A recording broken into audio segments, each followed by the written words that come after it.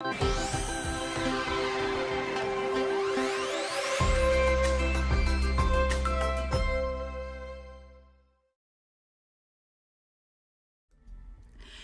everybody and happy Friday. Thank you so much for joining me here at the Daily Creative Challenge. I can see so many lovely faces in the house. Erin, Steve Festus, Cody Bear, Viola, and Omicron, Margarita. Let me know, everybody, where you're watching from. And most importantly, if you're watching on YouTube, make sure to head on behance.net/live. This is the live actually where I can read your chat, read your comment, and of course reply to your questions, because this is a fantastic space today here during the challenge to learn new skills and new techniques in Adobe Illustrator. So I'm very excited to get started with today's challenge. I think it's going to be a very useful challenge for everybody in these times. As you know, you probably read already from the title right below me, we're going to be working on a video call background and how to personalize and make this background stand out, looking cool, but most importantly also fit for the purpose. So we're going to get into that in just a second. But before we do so, remember, let me know in the chat if you have any questions, or if that's your first time joining the Creative Challenge, or also, most importantly, where you're streaming from. I am Kladi, an Italian-British designer based in Manchester, UK, where I run a studio. And let's start to celebrate this Friday by jumping into our wonderful landing page, which hopefully I'm going to be able to open up real quick. Here it is, it's loading. Fantastic. So the behance.net/challenge/illustrator is the page that you want to head to in order to learn more about these challenges. As you can see, this challenge will be live from July 26th until August the 6th, and then after that we'll have an encore, which is a replay, so you have plenty of time to watch and take part to these wonderful challenges. Bruce in the house, Dorina, nice to see you. Let me scroll down and see if there is any questions so far.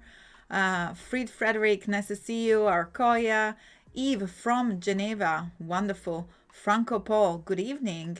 And yeah, of course, good morning, good afternoon, good evening, depending on where you are watching from. And Dorina is saying, happy Friday. We got also Iran from Israel, which is fantastic, and Beth from Boston. Wonderful. So if that's the first time that you are joining the Creative Challenges, this is the right place to start. Again, doesn't matter if you joined another challenge or today is the first challenge. That's absolutely fine. You can just tune in any day. As I say, you're also going to be able to watch the replay, so you can just tune in and chill, sit back and relax with me today, or you can just open Illustrator and let's scroll down in order to show and reveal today's challenge. As I said, is a video call background. If you click on the Get Started button, you'll be able to access the starter file, which is pretty much a freebie template for you to use. And all you have to do is to click on Copy to your work in order to open and add the file inside your Illustrator program, or you can just click on the actual file and then download to be able to download it on your machine and work from there. Fantastic. So sorry, here, just fixing my lights was falling down. Before we get started, let me I don't know if you guys can hear it, but there is like an ice cream truck just parking outside. That's so funny. But we can see greetings from Singapore, Berkeley, Bakersfield, California. And then we have Stacy, British Canadian Jamaican based in Jamaica, also Toronto in the house. Fantastic. Right, so I think everybody is hearing the ice cream truck. Great. So I hope that by now everybody has downloaded their files so we can jump back into Illustrator. And actually, before doing so, let me show you something else super cool, which is our Discord. Discord is our community chat, is the best place for you to learn and share and get feedback. In fact, if you head to bit.ly/AI/Discord, you're going to be able to access our community chat. And I'm just going to show you in a second how that looks like. By the way, you can access Discord in different ways. You can have it on your desktop, you can have it on web, you can have it on mobile. But the beauty of Discord is that this wonderful place in which you can share your work. And as you can see, we have all the postcards. You guys have done such an amazing job. I love these postcards here. And we have Jack Watson giving feedback alongside all the other fantastic mentors like Andrew Ocrado, Rocky Rock, Ryan, and Sean. And also we have the wonderful team from Adobe there. As I said, this is a wonderful community where you can network, learn from other students, professionals, anybody who's interested in learning and sharing tips and techniques in Illustrator. But most importantly, you can submit your challenge and get a feedback from the community and from our lovely mentors. I want to say before we get started, you can see we've done some highlights from Instagram during this week. Oh, I love those. Julia, I don't know if you're in the chat. Julia Mel. Those are absolutely beautiful. That's something wonderful. So I show you how to use some techniques and I, share a topic, but the beauty of working together and the beauty of sharing all these wonderful topics here on Adobe Live is that everybody then takes their own, has their own take on the topic and on the actual challenge. And, check this out. It's different from what I've done, but it's beautiful. Absolutely.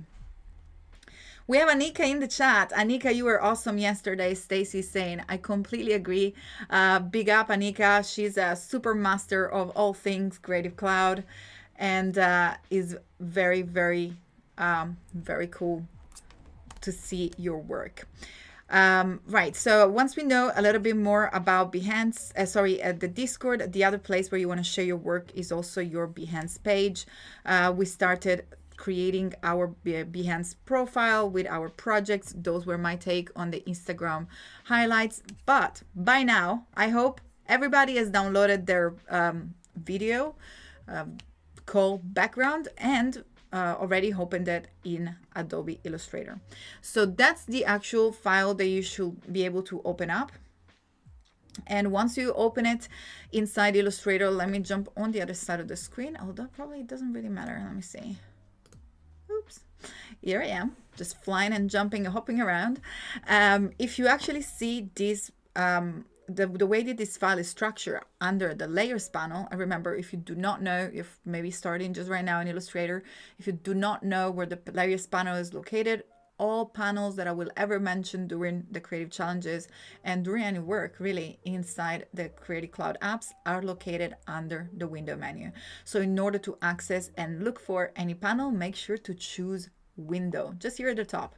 And as you can see, you'll have a list of different panels. And here we have our layers panel that is ticked and present here.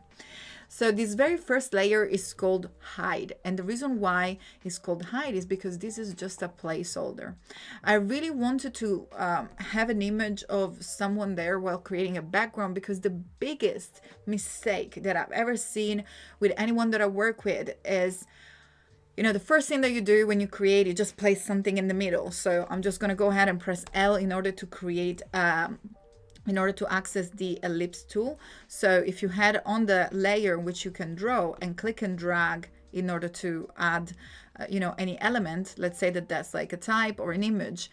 I've seen many people placing that right bang on in the middle of the artboard. You don't want to do that. And that's exactly, I'm just going to give it a color so you can see it a little bit better. You don't want to do that unless, it's just for a specific reason.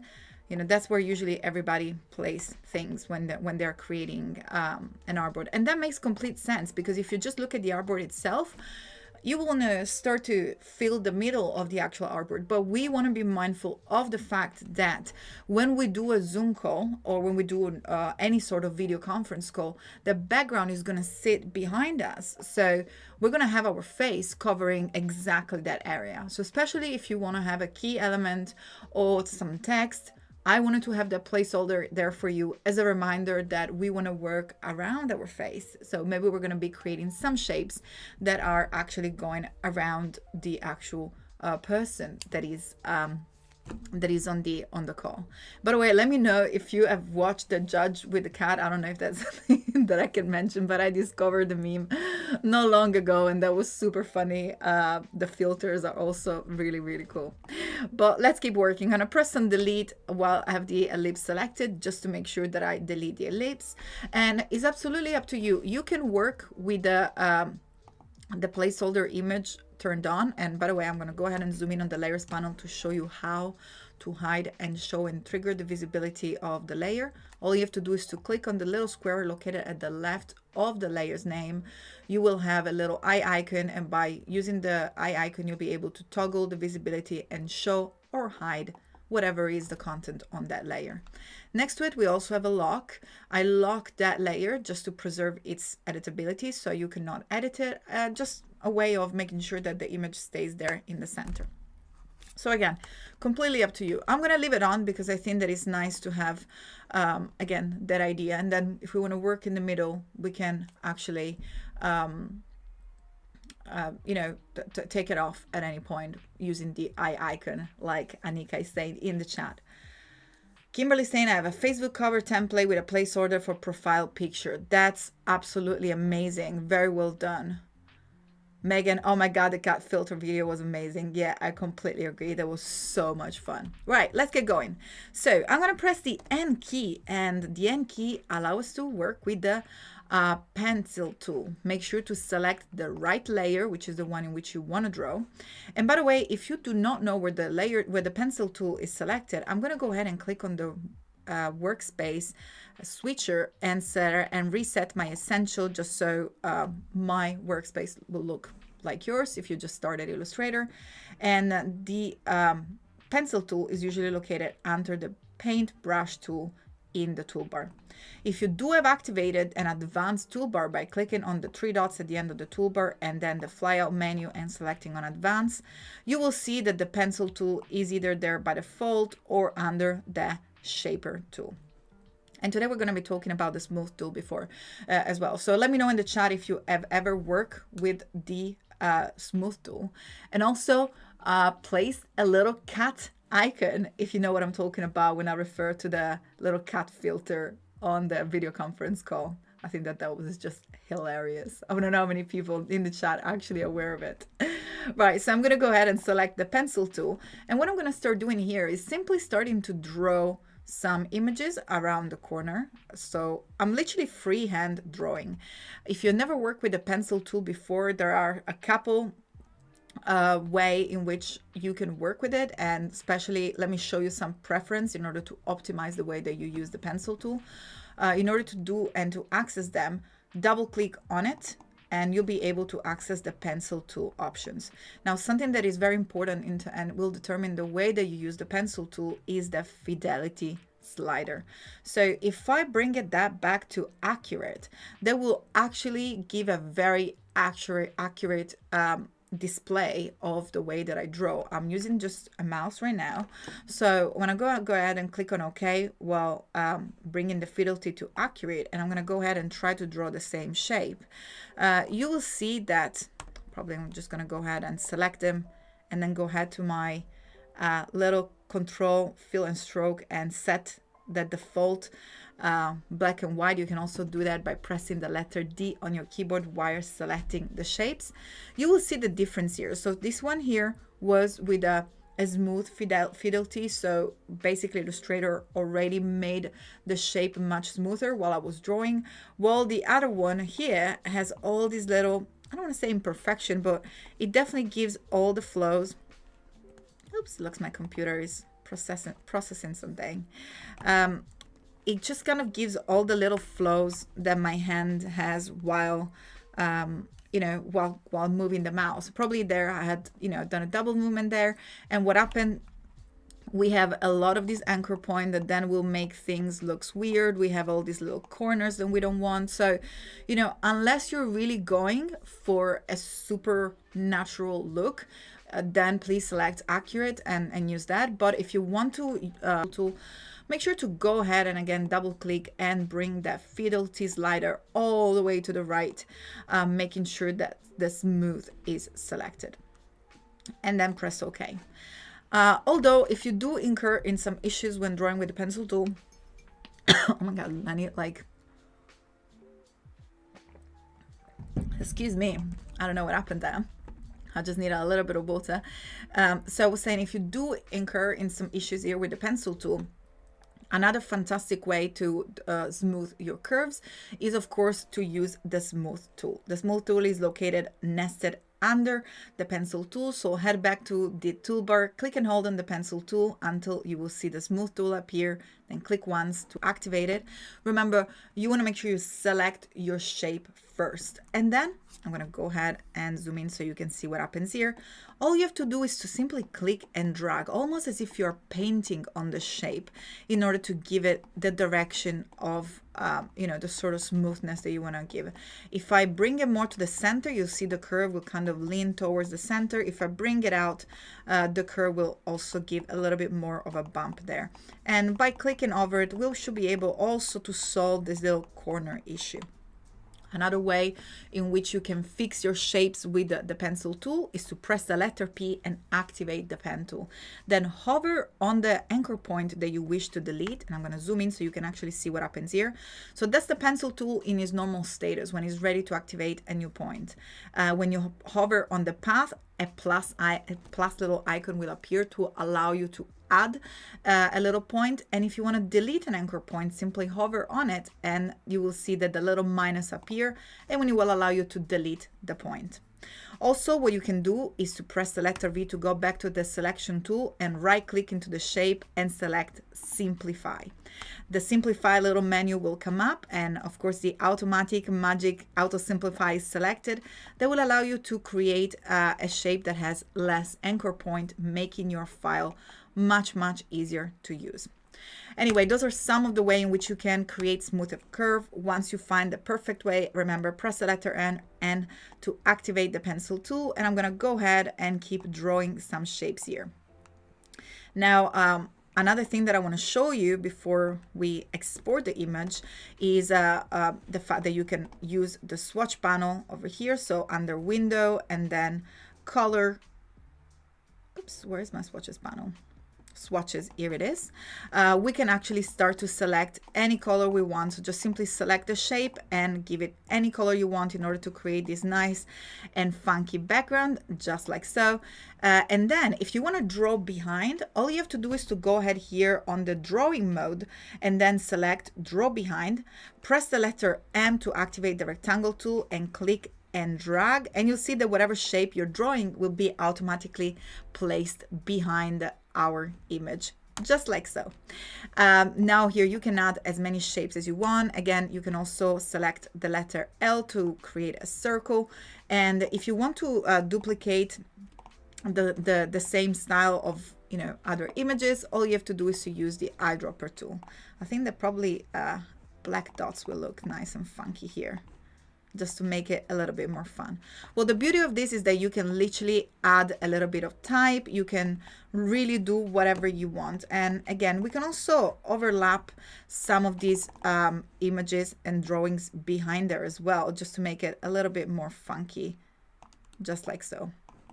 Or if you want to give it more of a focus point, you can also use one of the circle and just, place it at the very center of an image. Again, in this case, it will make sense to have something that is just sitting behind the image, just to, make sure that, if you really want to make your face stand out, I think that's a fantastic way of doing so. I'm probably going to delete it for this particular work. Something else that I wanted to show you real quick, because time is always running fast.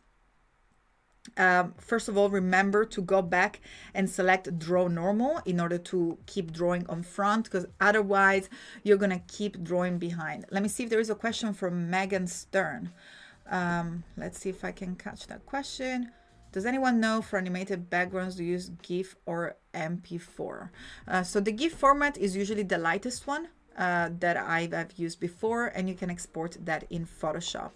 So that's the one that I used, again, so far in my experience. But what I wanted to show you here is how to also create a little bit and add a little bit more textures real quick using the swatches panel. So I'm just going to go ahead and hold the option key and drag one of these shapes to duplicate them. Then I'm going to zoom in so you can see this swatches panel, and in particular the little swatches library menu icon. Look at it at the left bottom side of your panel. From here we can access the patterns, and then you can choose between basic graphics, decorative nature. Go ahead and explore, take your time, they're super fun. I love the dots and the textures. In this case I'm going to go with the texture one. And I'm gonna probably go ahead and select sticks. Now, a really cool way to transform is also to bring up the window menu and select transform. You can scale, stroke, and effect if you want to do so, or you can untick that button in order not to do that. But what I like to do is to usually make a smaller copy, apply the actual pattern, and then click on scale, strokes, and effect. And look what happened. While I make it bigger, the actual pattern becomes bigger as well. So again, I'm going to do it one more time so you remember what's going on here. I'm going to select the shape, hold on Alt and drag in order to create a copy. Then I'm going to hold the Option and Shift key in order to shrink it proportionally to the center. Go ahead and apply any of these wonderful basic textures that are available in Illustrator by default. And in this case, once we apply the actual whatever texture you want, then under the transform panel located under the window menu, click on scale, stroke, and effect. If you do not have that tick, look what happens. Even if I scale the actual image, the effect will not be scaled, so it will feel the same. In this case, we're gonna go ahead and add this little cool effect here, and you can have fun and add as many as you want, of course. And if you want to get rid of the little stroke, all you have to do is to select the shape, head to the fill and control here located at the bottom, fill and stroke control located at the bottom of the panel, just right up here, you can almost touch it, and click on this none in order to apply it, or you can also press the backslash on your little on your keyboard. Now make sure to select stroke first, otherwise you'll see what happens if you apply none to the fill. It will become transparent. If you have any issue or if you ever make any mistake, don't worry. With any app, you have the wonderful Control Z if you're working on Windows. That's Command Z on a Mac in order to undo.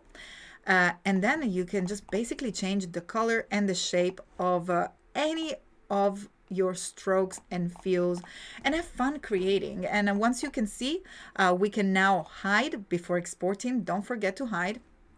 Oh, it looks my computer is a little tired here. We have the wonderful wheel sharing here, but there we go. We can hide the image. So we have our background. It looks like it's empty inside, but remember, that's where your lovely faces are gonna go. And again, use the Option Command E. There will be Option Control E when working on Windows. Select the artboards that you wanna export, and then click on a destination folder. I'm gonna just place it on my desktop. Click on Choose.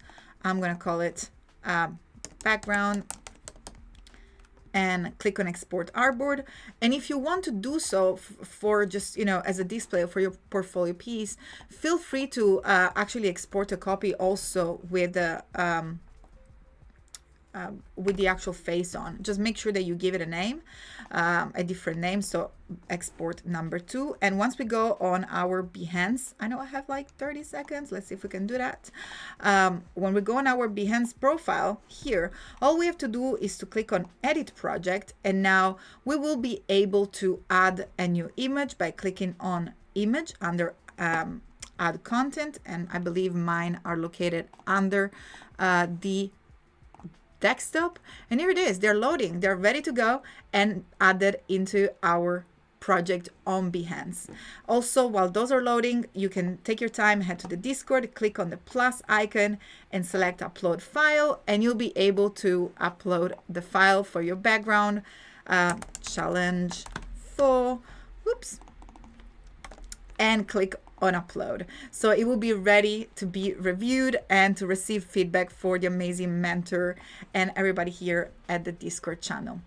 I hope you guys had fun, but most importantly, I hope that you're gonna have a fantastic weekend. I'm headed to the movie to watch Black Widow. Let me know if anybody has seen it, but most importantly, I wish to everybody a fantastic weekend.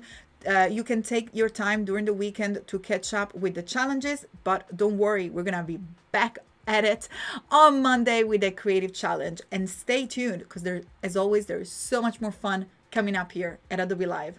Have a wonderful weekend, everybody. Thank you for joining me, and I'll catch you soon. Bye.